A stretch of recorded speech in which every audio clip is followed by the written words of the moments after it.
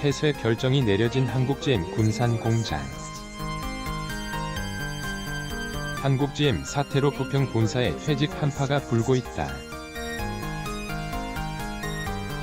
상당수 직원들이 퇴사 준비에 들어간 것으로 파악됐다.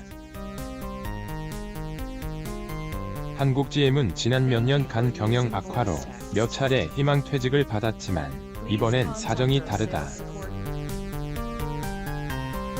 희망퇴직 신청자 수가 이전보다 적어도 10배는 많다는 얘기도 흘러나온다.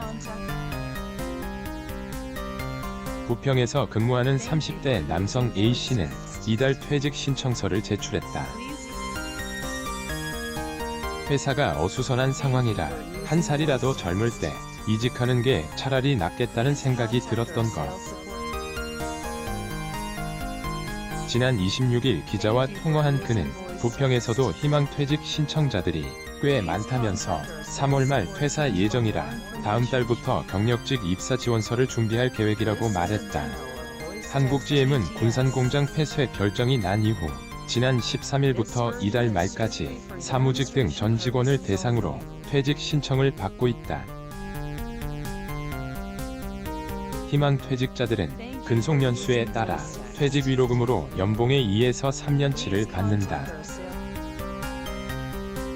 부장급 이하 직원은 위로금으로 연봉의 2년치를 받는다. 옛대우자동차 시절 입사한 직원들은 연봉의 2.5년치, 퇴직을 앞둔 직원들은 연봉의 3년치를 받는 조건이다. 금은 위로금에서 제외됐다. 한국GM은 부평, 창원, 군산 등 주요 사업장에 직원 1만 6천여 명을 두고 있다. 이 중 군산공장 근무자 2천여 명은 이미 구조조정 대상이 됐다. 나머지 사업장에서도 추가적인 구조조정이 있을지 직원들은 불안에 떨고 있다. 정부와 제너럴모터스 측이 한국GM 회생을 놓고 협상을 벌이고 있지만 상황에 따라 언제든 정리 대상이 될 수 있다는 게 위기감을 키운다. 희망퇴직 과정에서 적어도 3,000명은 회사를 떠날 것이란 관측도 나온다. GM 임직원이 아닌 쉐보레 대리점의 영업 인력들도 사정은 똑같다. 로 차가 안 팔리면 대거 이탈이 예상된다. 한국GM은 지난 4년간 누적 손실이 3조 원 규모에 달해도 성과급 잔치를 해왔다. 하지만 이번 사태를 지켜보면서 사내에선 회사 존폐에 대한 부정적 시선이 많아졌다. 한국GM의 정통한 관계자는 임원급조차 회사 비전에 회의적 시각이 늘고 있다고 전했다. 한국GM의 경영 정상화 과정은 험난한 싸움을 예고하고 있다.